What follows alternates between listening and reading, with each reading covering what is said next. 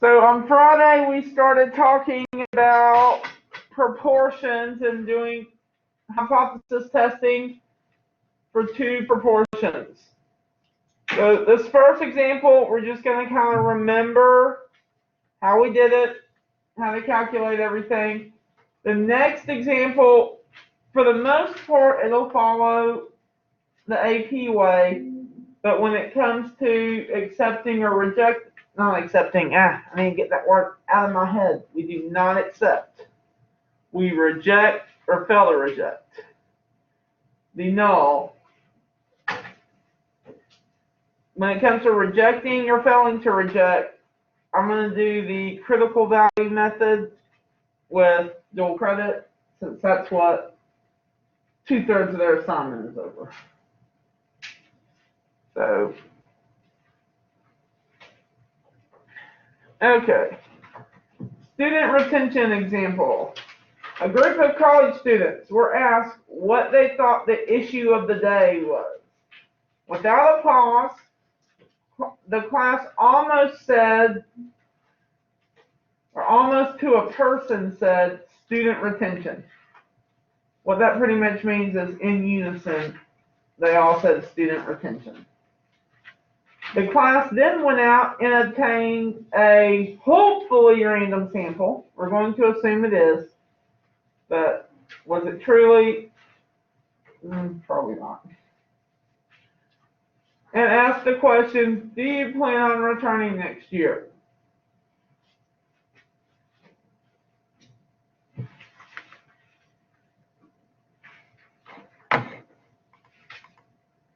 So here are the results. Now, clearly they have it broken up by male and female. So to start, let's figure out how many males and how many females we have. So let's add up all the male responses. And I'm getting ahead of myself. We haven't even said what population 1 and population 2 are. But the males will be 1, females will be 2. So let's figure out what N1 is. So how many males did they ask? 275, that's right.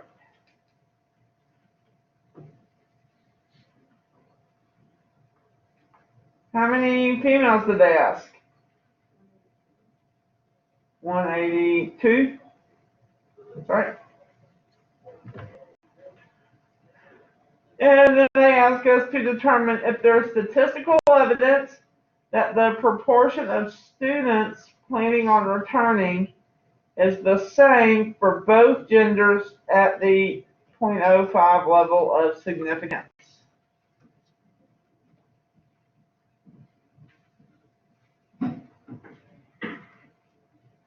So what would our alpha be?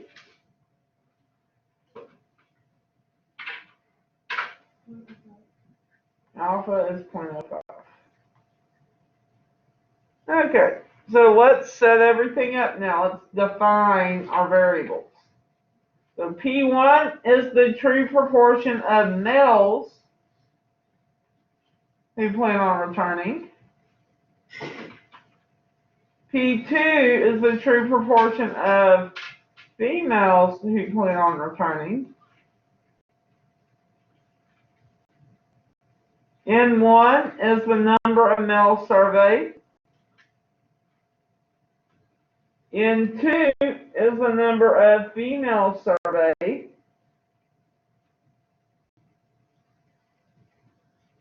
Which means that P1 hat is the sample proportion of males who plan on returning, and P2 hat is the sample proportion of females who plan on returning. Now, let's go on and figure out what is P1 hat, what is P2 hat. We're going to need them, not immediately, but we will need them. So for P1 hat, what fraction should I say?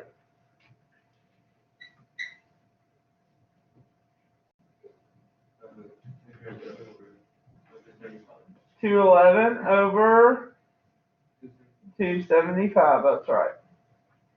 And to 5 decimal places, what would that get me?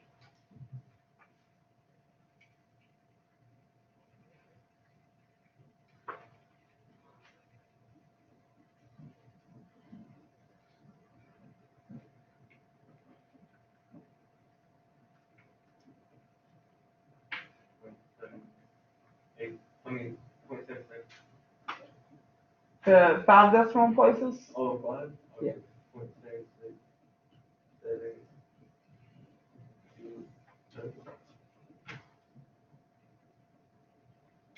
2. Yep. And now let's get P2 hat.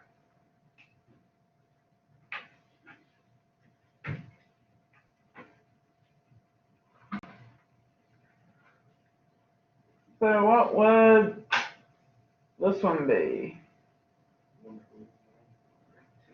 182. 182, yep.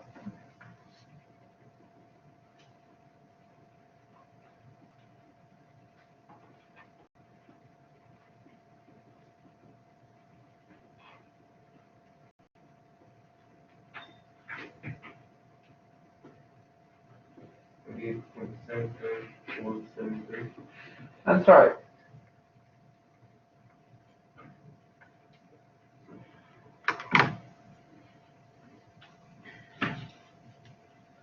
Okay, so now that we have those, let's set up our hypotheses.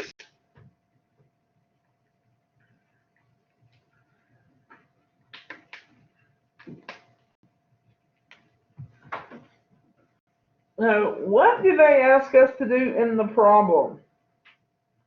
To show what? That they're the same. So what would that one be? The null. So the null is that P1 is equal to P2.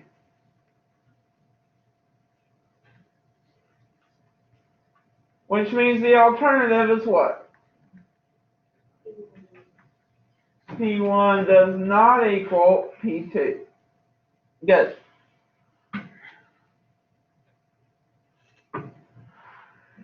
They put them a little bit differently on the PowerPoint. They say P1 minus P2 equals 0, and P1 minus P2 is not equal to 0. Still the same thing, they just wrote them a little differently.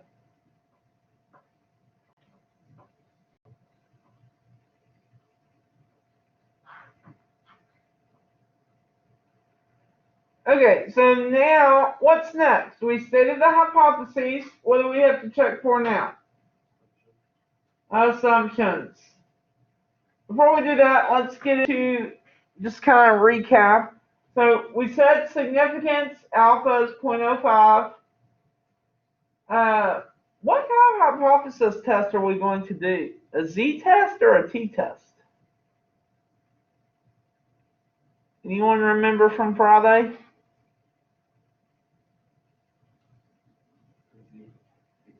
It's a Z-test. So just to remind you, the Z-test, we have to use a common P here.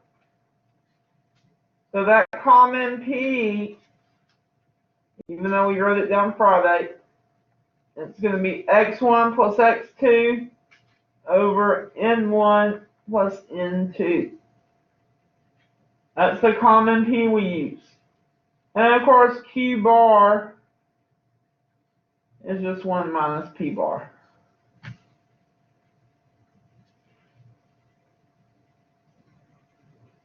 And then we've got to check our assumptions.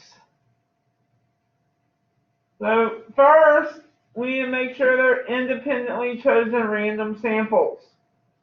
We're going to assume this, even though in the problem itself we said it's kind of questionable whether the students really did random sampling.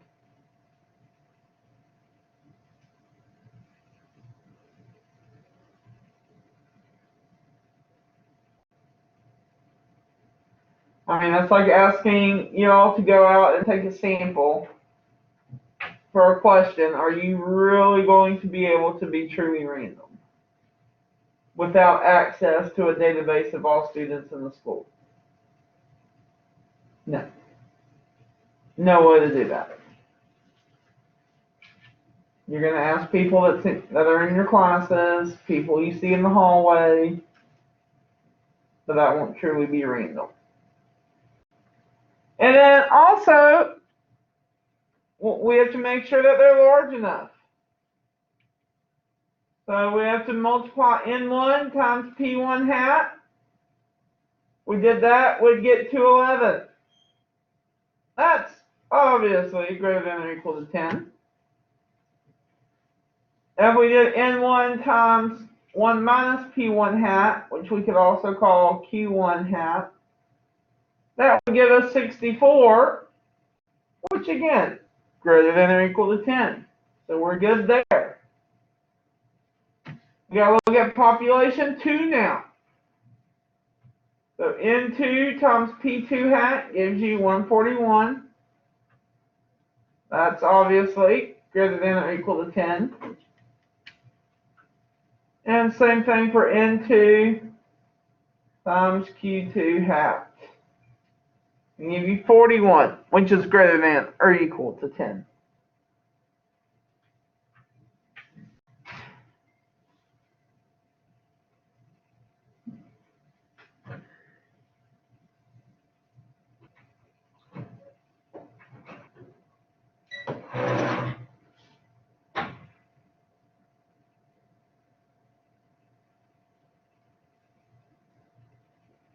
And if y'all are done writing this down, dual credit, I want y'all to get out the 8.4 homework right quick and turn to problem 2.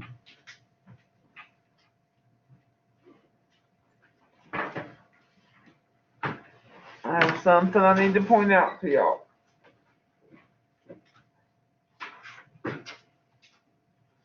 So 8.4 homework problem 2.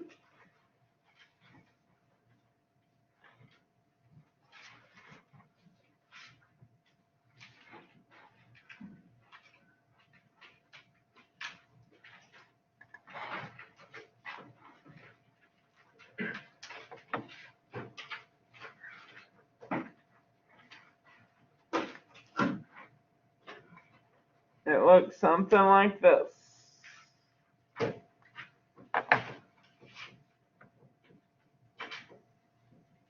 Okay, so notice on y'all's problem 2, this is the only problem they do that on.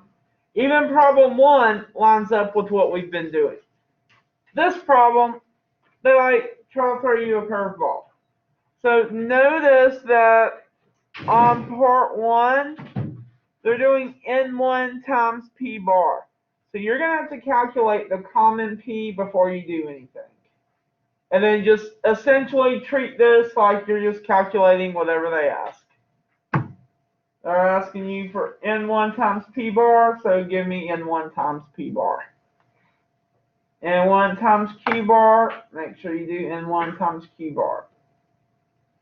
Usually we say N1 times P1 hat, N1 times Q1 hat.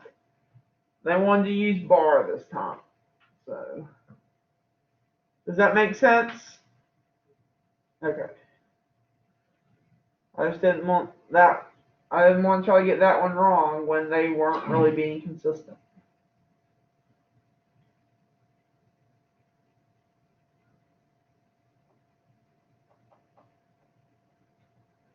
Okay, back to the PowerPoint. When's this homework due before I forget? Wednesday, yes. What do y'all have due tonight?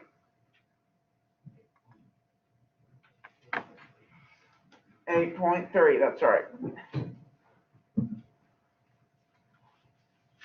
Okay, so we checked our assumptions. The assumptions are good. So our next step is to calculate. Is this pretty much what we learned on Friday, Mr. Short? It's exactly what we learned on Friday. Just got continuation? Yep. Okay. So what's the first thing we need to calculate? Z stuff. No. P-bar. Critical value. P-bar. I forgot there's the one with like a P and D bars and all that, right? Yep, the one with P-bar, yep. So remember P-bar is x1 plus x2 over n1 plus n2. The x's are our successes. X's are successes. Okay, so x1 is the number of males that said they were returning. So what would that be? 211 plus the number of females that are returning. Yep, so 211 plus 141 over N1 is 275, yep. That's a biggie. And N2? 182. So when we add these, let's get just the numerator and then just the denominator. So let's leave it in fraction form until the very end. 352. 352 over, I'll say the very end. You're right, 457. I mean, like, this, as far as calculating P-bar goes, now let's put it into a decimal. Well, let's round to 5 decimal places. 5.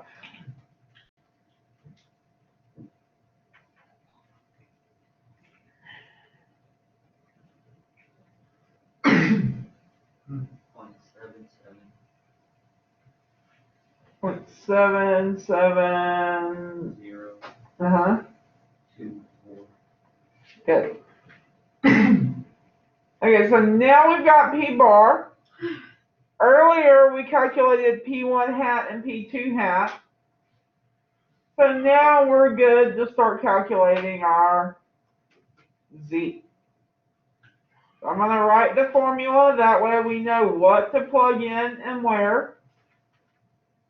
P1 hat minus P2 hat minus P1 minus P2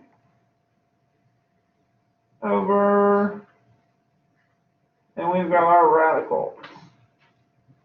P bar times Q bar times 1 over N1 plus 1 over N2. And what is this for, like the notes over? Like what topic? Sure. These are hypothesis tests for 2 proportions. Okay, so they are proportions. Yes. Could you by any chance, like, I know this is probably in the easy thing for off the top of your head, but like, is there any way you tell us like what the test is going to be mostly over, like chapter 10 or chapter 11? It's almost half and half. I want to say like maybe 60% 10, 40% 11, somewhere. I mean, it's pretty close to. Chapter 2 just seemed like you have a lot more content than 11 did. Yeah, well, 10 was because hypothesis testing in 10 was totally new to us. And then 11's like, let's do 2 now. We did 1, let's do 2. So the conceptually, they're pretty similar. So that's why if you look on the review that I posted Saturday night, I have a lot listed for chapter 10. And then chapter 11's kind of short. It's because, yeah, most of your vocab and stuff and how to do testing was all chapter 10. 11 only got like 4 terms. Yeah. All right, I got you. Thank you. Does that make sense? Yes, sir. Yeah, but as far as points go, it's split almost half and half. All right.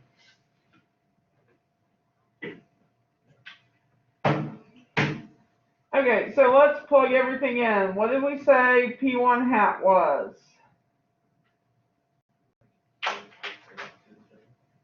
.76727 minus P2 hat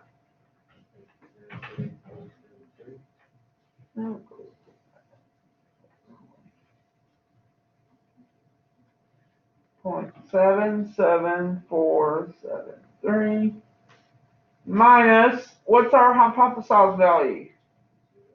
0. Is it pretty much always gonna be 0? Pretty much, yeah. Alright.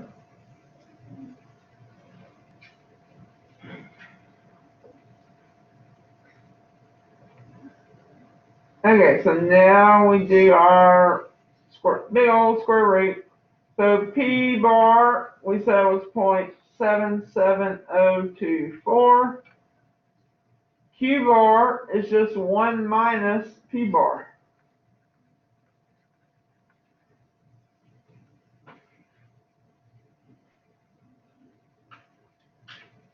And then we have 1 over N1 plus 1 over N2.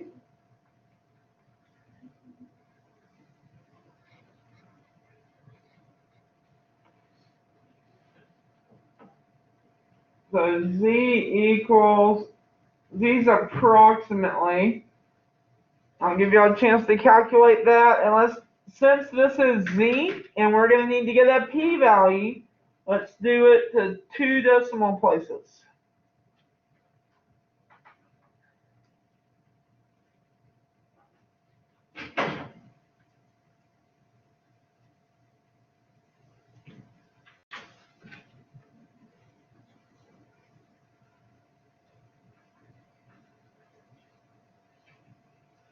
And those of y'all that are virtual, if y'all want to share y'all's calculations with us, feel free to do that. Negative 0.19? That's right.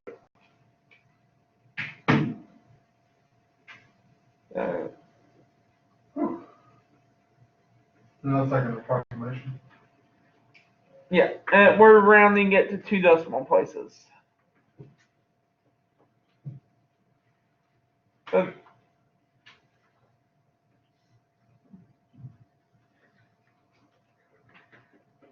would anyone like to see me put this in the calculator? Okay.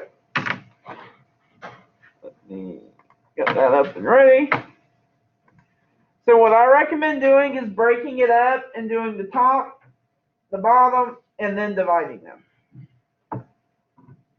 So let's do just the top first.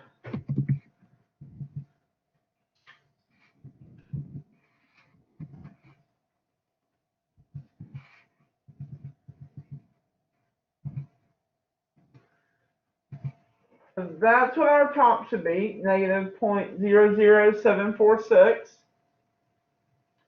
Now, the whole bottom is under a square root, so I'm going to just go on and put it under a square root. Put everything under a square root and just type from there. So 0.77024 times 0.22976 times, and I need a parentheses, 1 divided by 275, that's a minus, I'll divide. There we go. Plus 1 divided by 182. Close my parentheses. That's what I should get on the bottom. Now I'm going to go and grab the top value and divide it by the bottom value.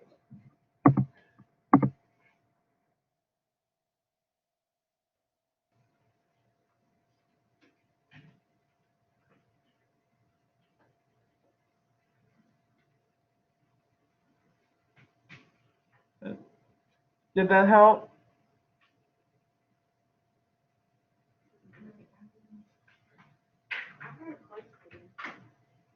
Yeah, close to that. Like if you rounded, would it be the same thing or no?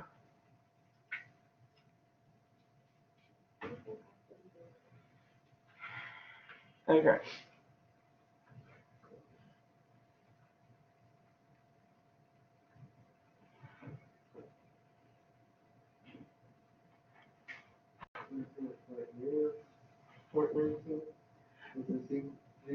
Yep, negative 0.19 is your Z. Yep.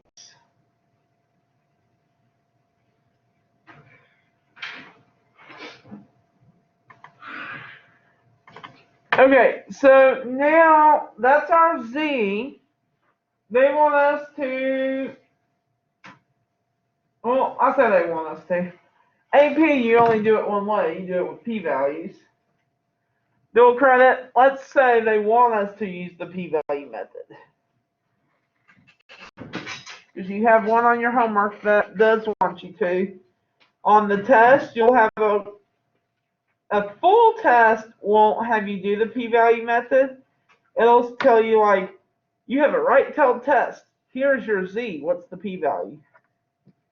And then you would have to find it. So essentially, they do all the work up until this point, and then ask you to find the p-value. Like they give you all the like, numbers and all that? Well, they would just tell you Z is this. A right-tailed test.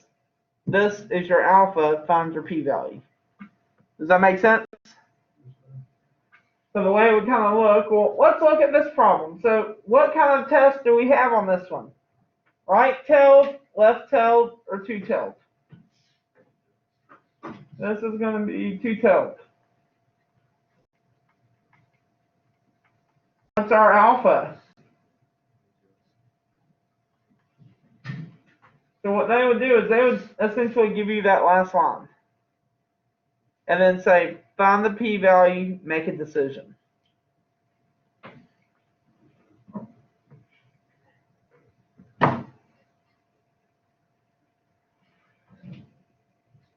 Okay. We for dual credit, we normally do rejection.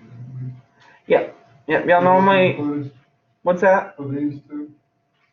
Yes. If it's a full workout hypothesis test, y'all will be doing the rejection on the test. Gotcha. Yep. The full, and those, just to give y'all a heads up, there's going to be 4,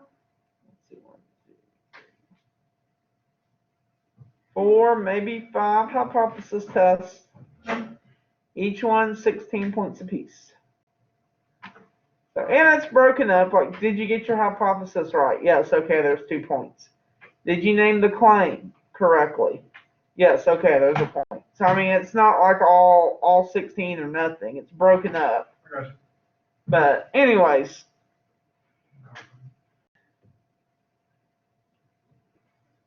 Okay, so we have a two-tailed test. To get the p-value, we need to do 2, since it's a two-tailed test, 2 times the probability that Z is less than negative 0.19.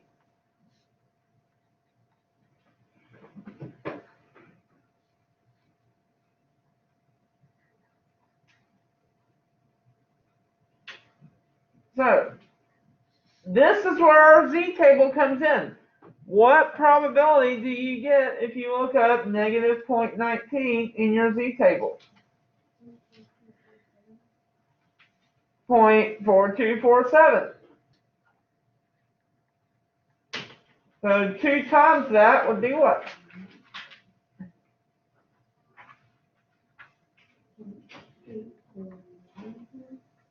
That's right. Okay, so there's our p-value. Let's flip over to the next page and write our conclusion now. I'm going to stay on this slide, though, because I have enough blank space to do it right here.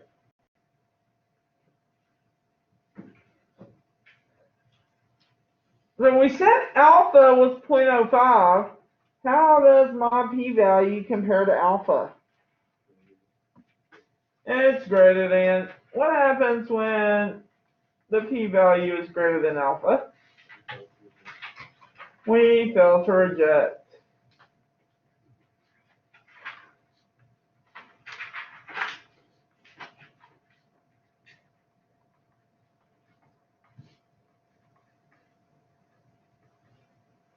Okay.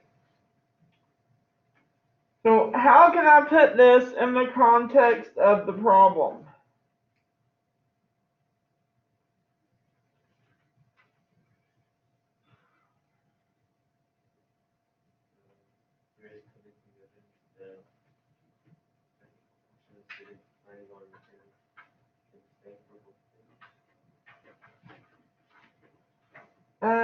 Yeah, you can say that. You can say that. Another way to say it is there is not convincing evidence to say they're different. Does that make sense?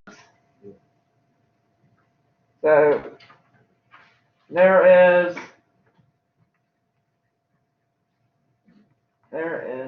not convincing evidence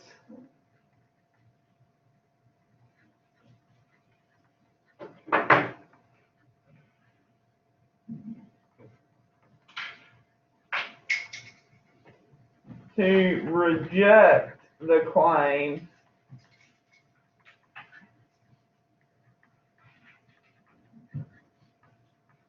that the proportion of students returning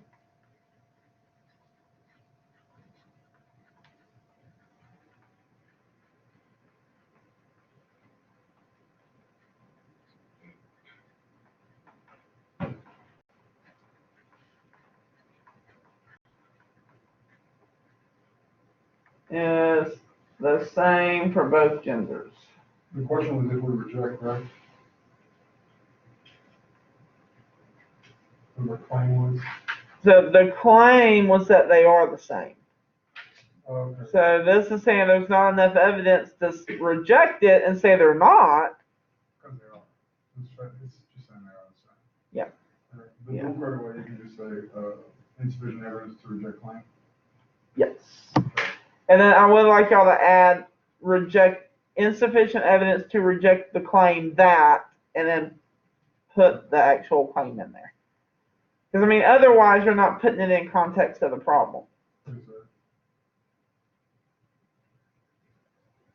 That portion of students returning is the same for both genders.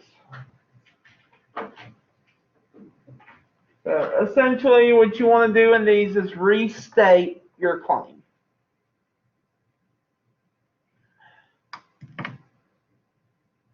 Because that's what really puts this in the context of the problem.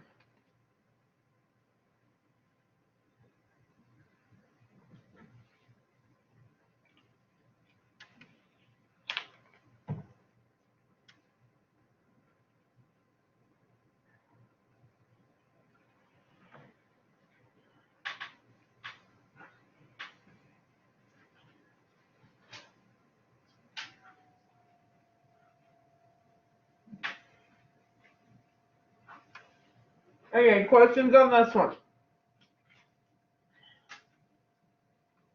Did it change the slide, or is anyone still writing?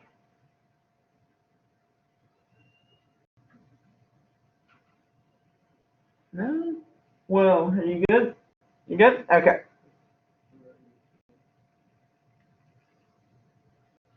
Alright, get that.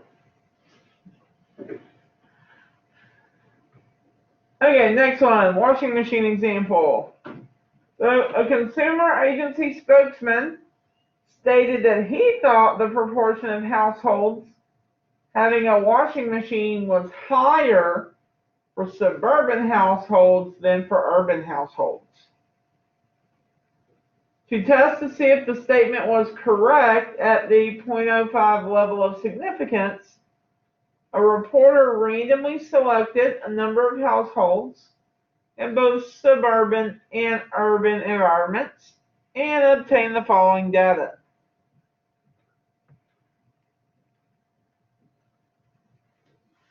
So notice here that they were nice enough to give us what we'll learn to be P1 hat and P2 hat. They calculated it for us. How nice of them. One less thing we've got to calculate.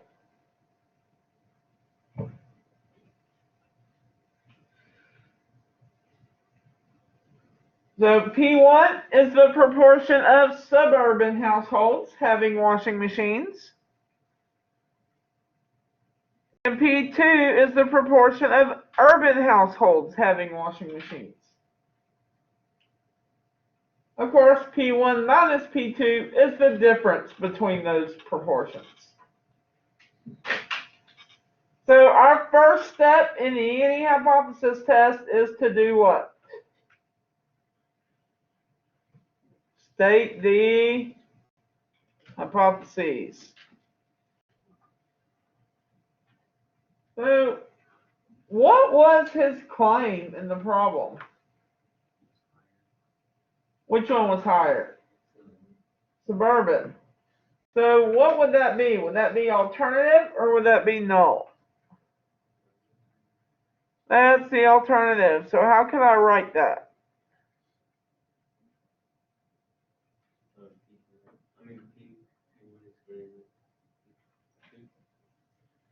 P1 is greater than P2. Okay, what would the null be then? Yep. Unless you're AP, then it would be just equals. Now they write it a different but equivalent way. They put everything over on one side.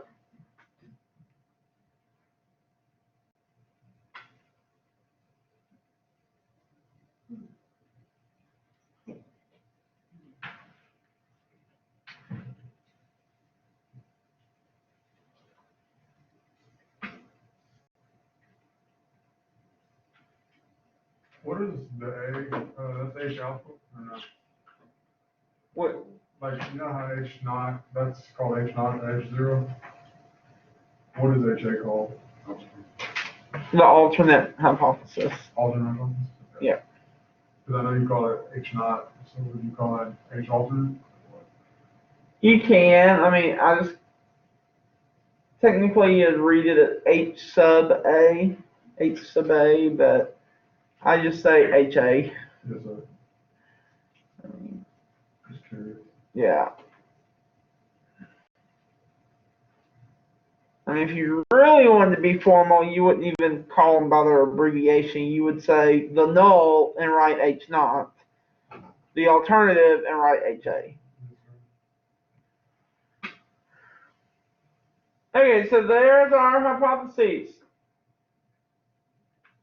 So our significance level was 0.05.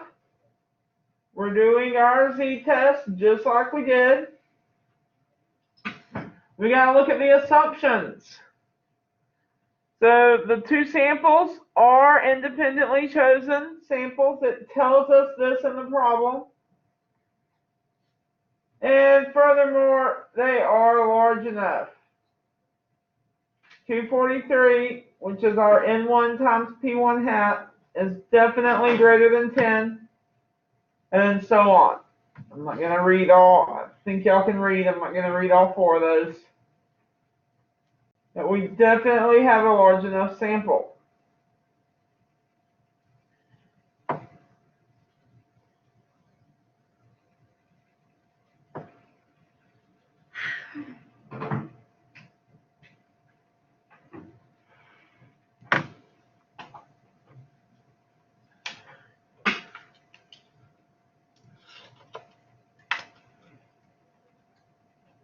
I always see those up there, like the test statistic and stuff, and I think I like flipped to the wrong page by accident or something.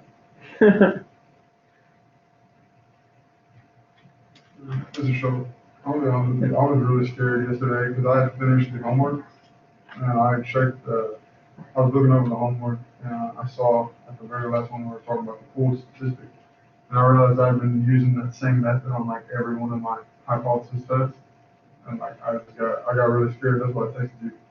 I thought for a second I was like I really just did all of these questions the wrong way, and it ended up being right. And I was really happy.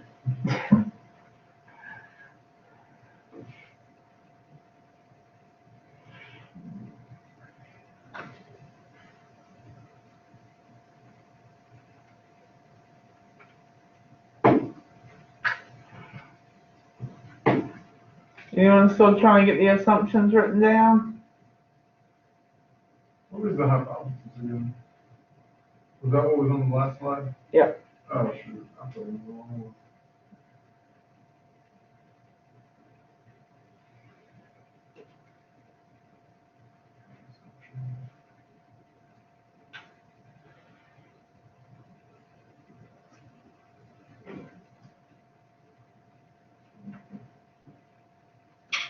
Okay, so now let's start calculating. What do we need to calculate first on these tests? P bar, perfect.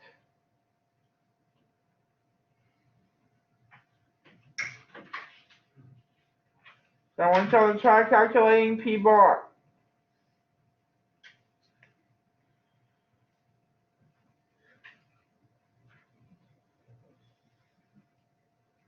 And again, we're going to do the 5 decimal places that we did on the last example. It just makes it more accurate.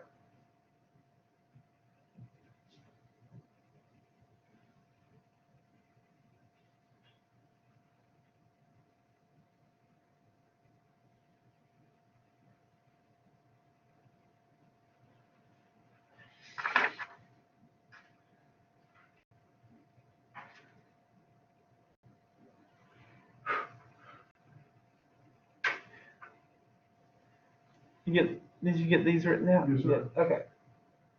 Okay, so P bar. Let's make sure we write our formula. X1 plus X2 over N1 plus N2. What would X1 be? 243 plus X2. Yep. Over N1. Yep. Plus N2.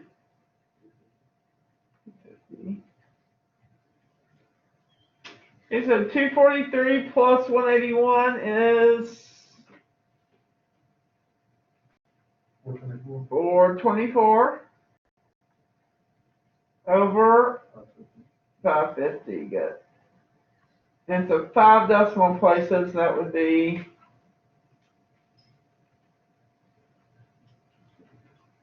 0.77091. yeah. And then let's go on and calculate Q bar just so we don't have to do it later. So Q bar equals 1 minus P bar, which is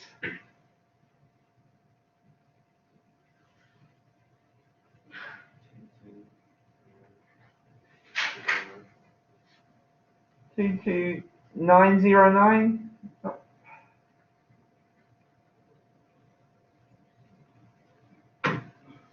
Okay, now we're ready to get Z.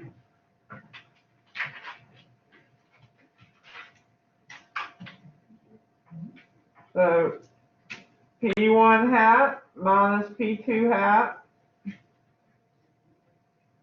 minus P1 minus P2 over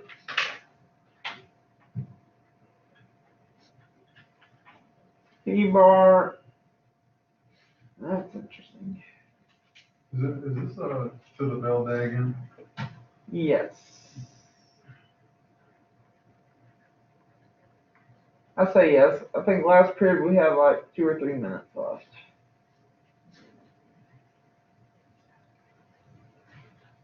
So P1 hat, they actually gave us in the table. What was that value? 0.810 minus P2 hat. Yep. Minus 0 over, and then let's fill in this whole square root. 0.77091 times 0.22909 times 1 over 300 plus 1 over 250. Where did we get the 0.810 and 0.724 from? They gave us that in the table.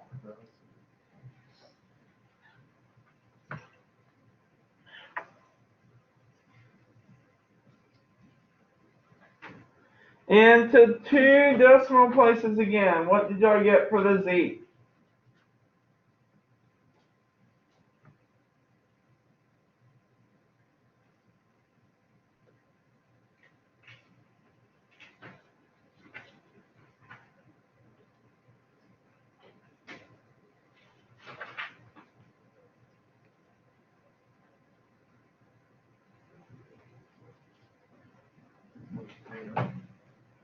$2.39. Good.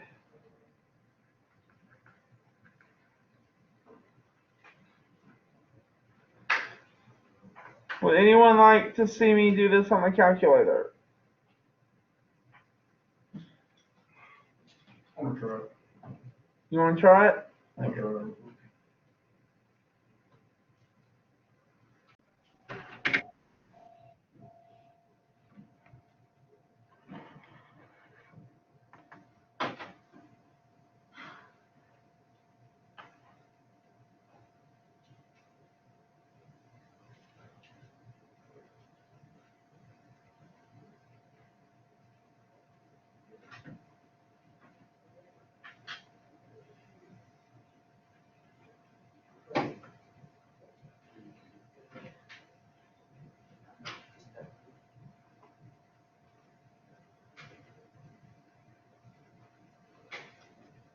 All right.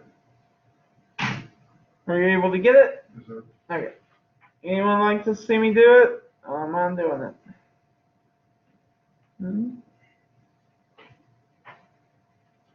Okay, so we're going to do this one as I promised, using the rejection region method that that dual credit uses.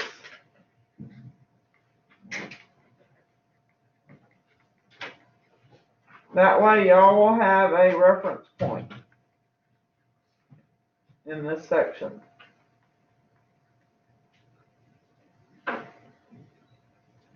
Okay, so we need to get our critical values.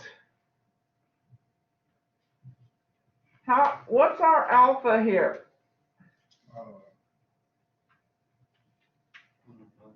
0.05. So if we think of a little graph, what tail will I need to be in, according to my hypothesis? It's two tails. No, wait, it's a right tail. This is going to be right tail. So I need all of alpha to be in my right tail. That means I need 0.05 to be here. What's left over to be out here? 0.95. 0.95. So what value should I look for in my table to get this Z right here?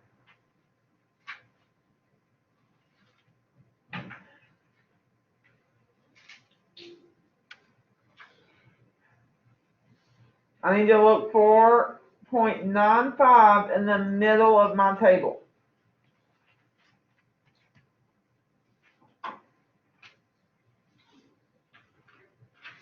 It's going to be negative, 1.645. 1.645. And I'm gonna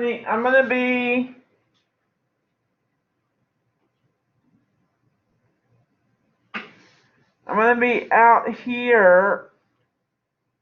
I don't know if y'all can see that. Yeah, there we go. I'm gonna need to be out here. So what would my rejection region be?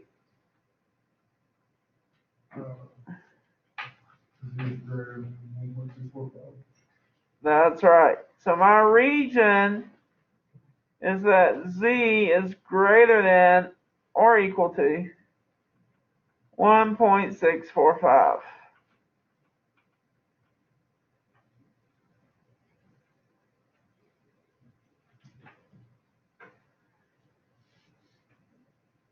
Now, does this happen? Yes. My Z is 2.39. So I'm going to reject H naught because why?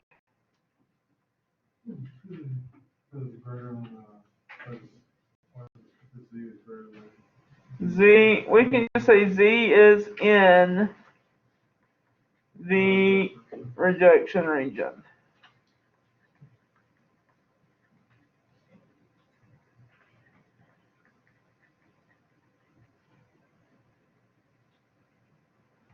Okay, therefore, what can we conclude? There is sufficient, since we're rejecting, we can say there's sufficient evidence. Which one was the claim though? The alternative. So we're rejecting the null in favor of the alternative. So what would we say? Are we supporting the claim or are we rejecting the claim? We're supporting it. There is sufficient evidence to support the claim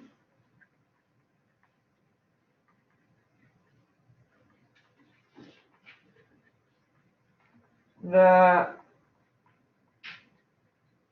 the proportion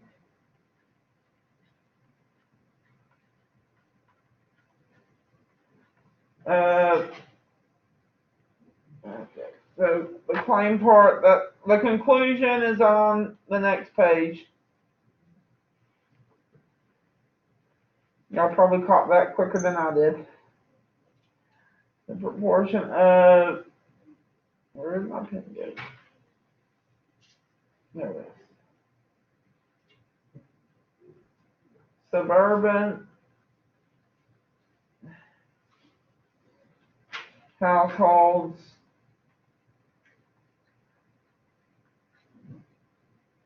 that have washers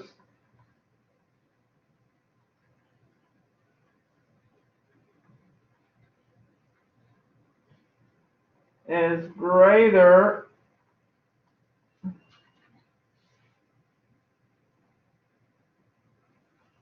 than that of urban households.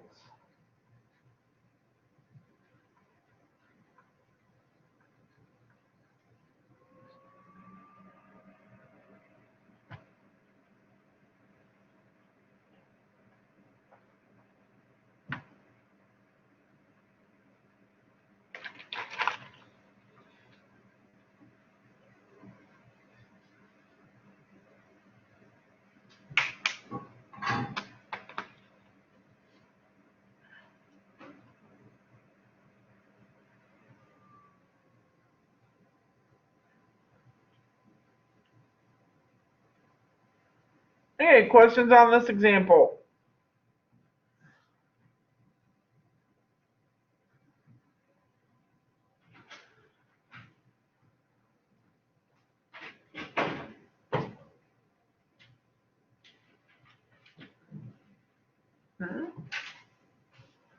Okay, so now we're going to look at large sample confidence intervals. So this won't be on dual credits test, but it will be a good review of how to do a confidence interval, because those will appear on your final.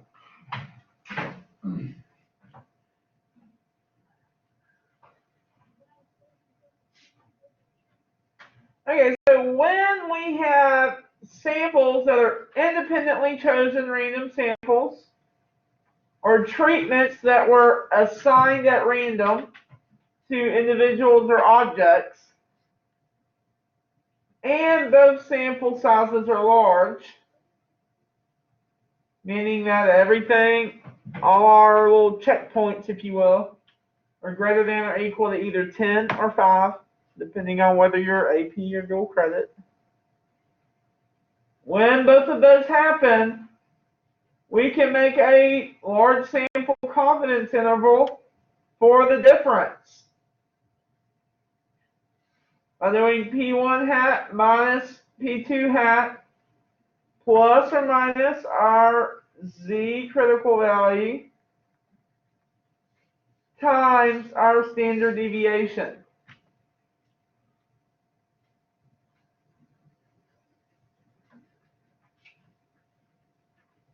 Now, you may be wondering, wait a minute, why is this standard deviation different? I mean, on the last one, we had to use P bar. I don't see any P bar up there. Well, that's because what do we have on hypothesis tests that we don't have on confidence intervals? What dictates how we run our test? The hypothesis.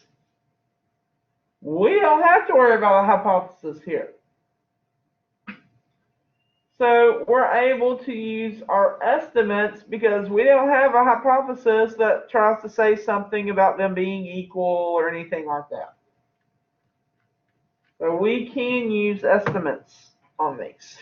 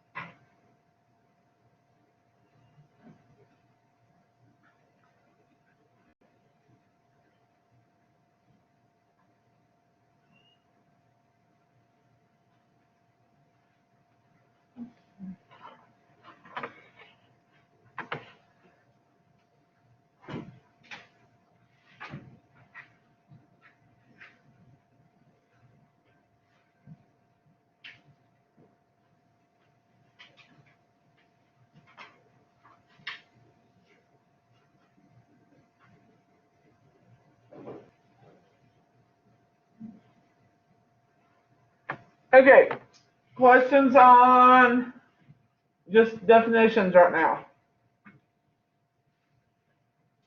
You have a question, Olivia? Or were you just stretching? I was stretching. Stretching, okay.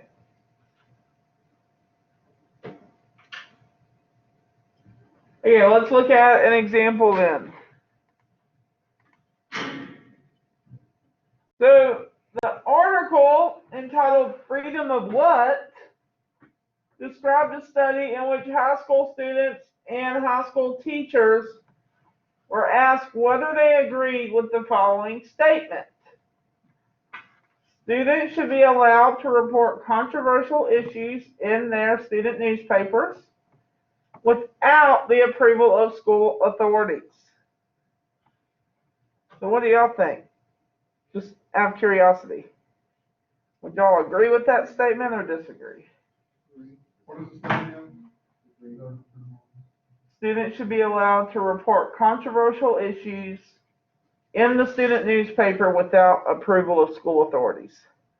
Agree, as long as there's no like vulgar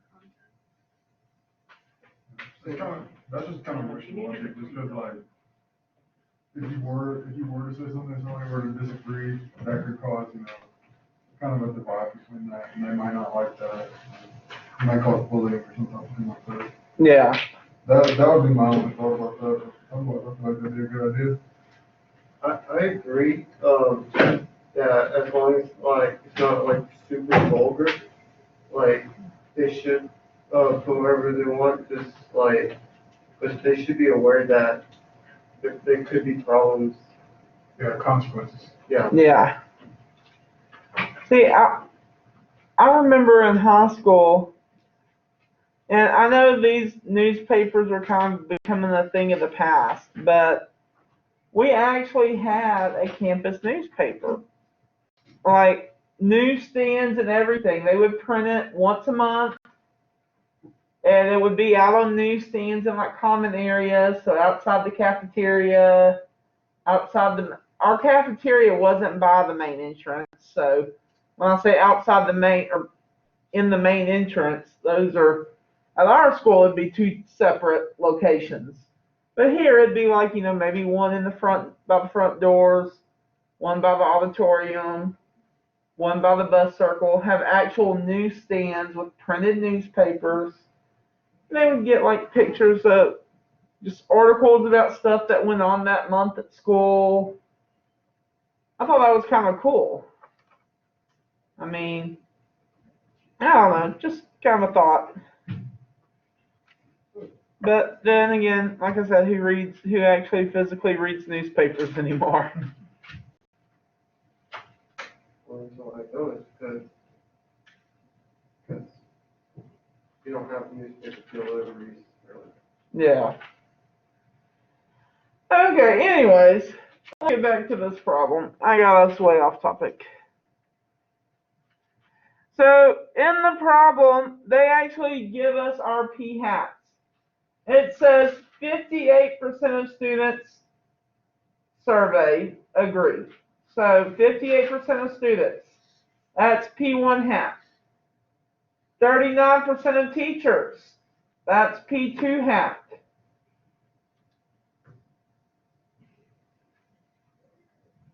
And then they tell us there's 10,000 high school students and 8,000 teachers that were surveyed.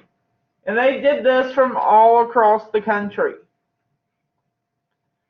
So let's make note of those values kind of below the problem there. That way we don't have to keep reading for them. So P1 hat is 0.58. P2 hat is 0.39. N1 we said was 10,000. N2 was, what did we say? 8,000. And then how confident do we want to be? 90%. Now, before we do our actual test, we need to verify what? The assumptions. The first thing we have to look at, is it reasonable to assume that they're random? Well, the problem doesn't tell us they're random, so we're going to assume so. You don't have to write this whole sentence though. You can just say something like, if I can find my pen, I'll write it. You could just say something like independent and random, question mark.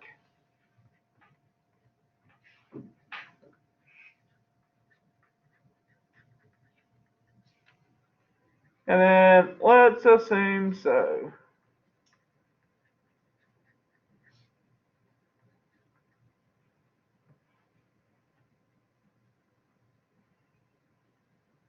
And then what's the other assumption we have to check? Is it large? Well, if we do 10,000 times 0.58, this would give us 5,800. I'm going to kind of write them out here to the side since they don't really list them in the middle here. Is 5,800 greater than 10? Just a little bit. So then we'd need to do N1 times 1 minus P1 hat. So 10,000 times 0.42, 4,200. Is that bigger than 10? Yes. So we're good there. Then we do 8,000 times 0.39. It'll be 3,120. That's greater than 10. 8,000 times 0.61.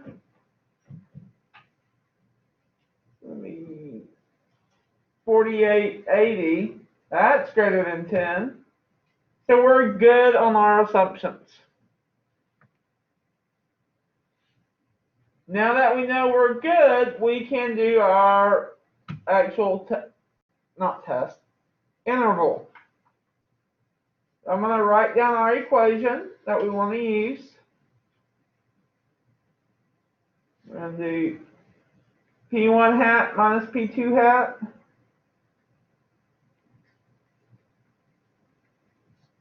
Plus or minus Z crit times the square root of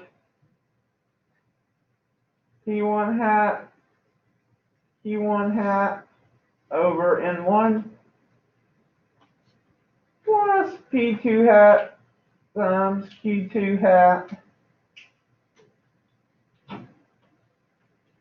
over N2. Now, our comp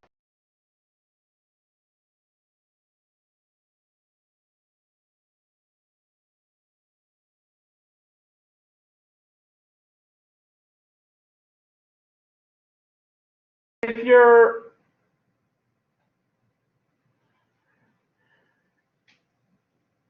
you're dual credit, there's a little table on your Z chart that tells you. If you're AP, it's actually on the bottom row of your T chart.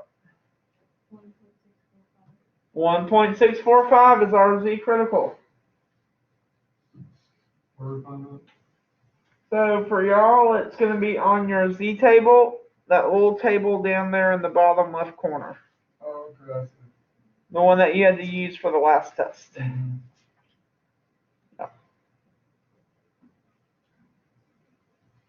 Okay, so let's plug in all our values. So P1 hat is 0.58 minus P2 hat. That's going to be 0.39 plus or minus 1.645 times the square root of P1 hat is 0.58. What would Q1 hat be?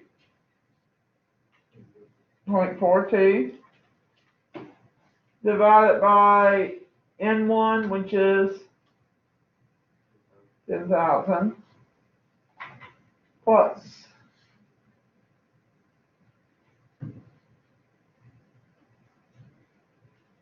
let's see, P2 hat is 0.39 times Q2 hat 0.61 over 8,000.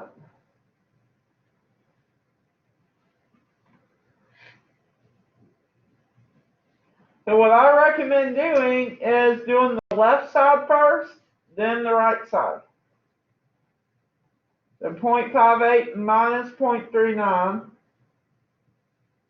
gets you 0.19 plus or minus, and then do that whole right side. And let's do it to 3 decimal places.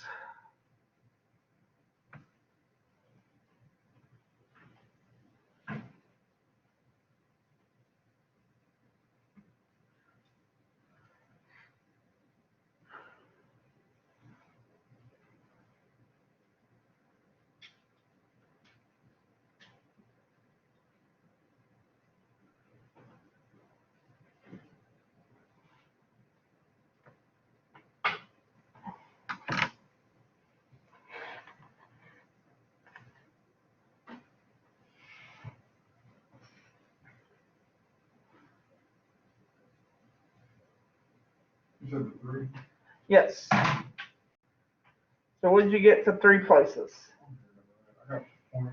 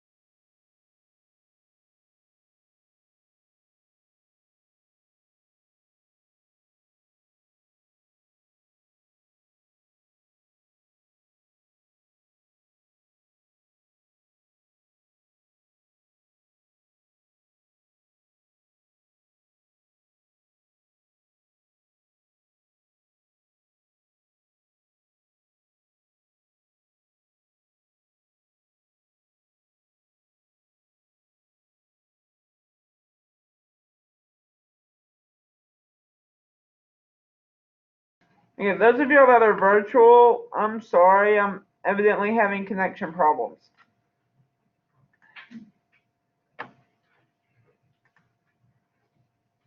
Okay, so we haven't gotten that far. We just actually found the interval. We're about to write our conclusion.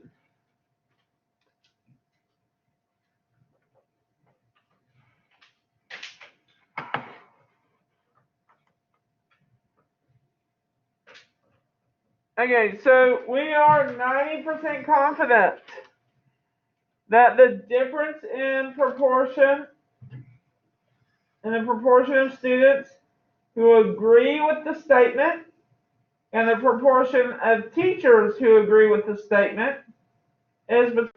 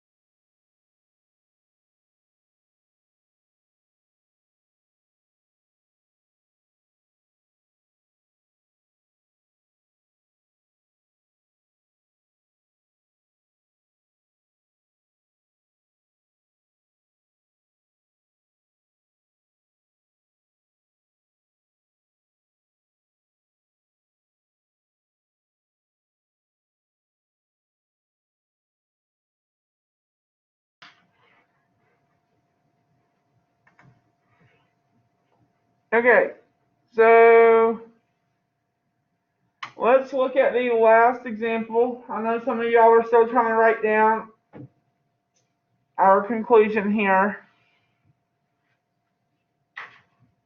So for the last example, I'm going to just kind of talk about it. The process is the exact same as we had on this one.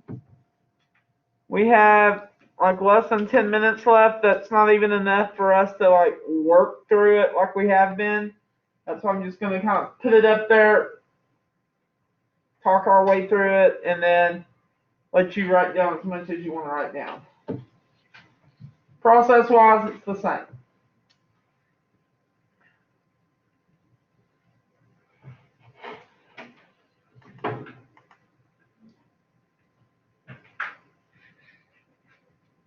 Before we do that, though, I do want to briefly discuss, based on this confidence interval, does there appear to be a significant difference in the proportion of students who agree and the proportion of teachers who agree?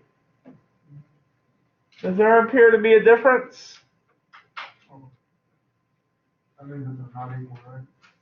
A difference means they're not equal, that's right. Yes. There is a difference. How can we tell?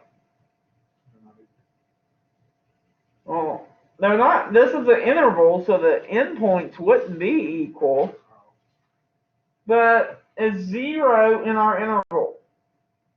It's 0 in this interval. No, 0 is not in our interval.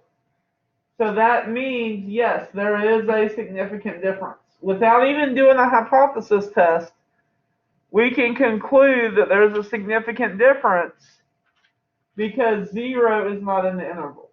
Does that make sense? Okay, last example. So they did this survey about a college's new drug and alcohol policy. And they just asked if they approved of it or not. And they broke it down by female and male. So female is what they're calling population 1. So this is our P1 hat. They surveyed 100 of them, so there's N1. Males are population 2. So this is going to be P2 hat. This is N2. Then we have, of course, number that approved. That's going to be X1 and X2. They actually did some of the work for us by giving us the hats.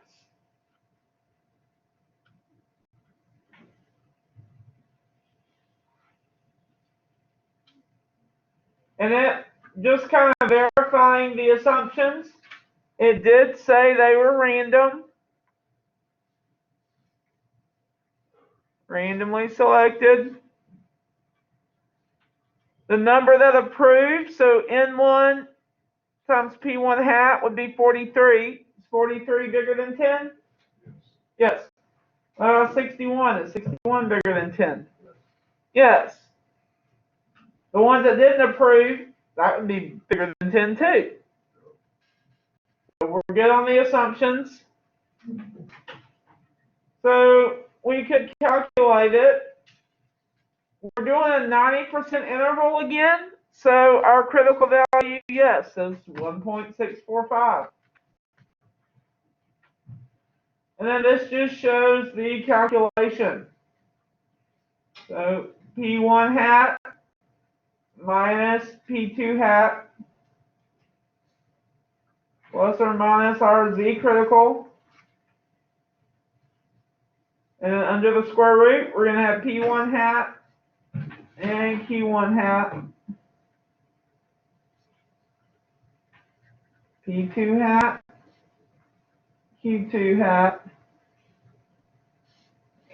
There's our N1, there's our N2. So our interval is 0.028 to 0.222. So we're confident that the proportion of females that approve the policy exceeds the proportion of males that approve the policy, somewhere between 0.028 and 0.022. Okay, that's it. 4 minutes before the bell, but we got it in.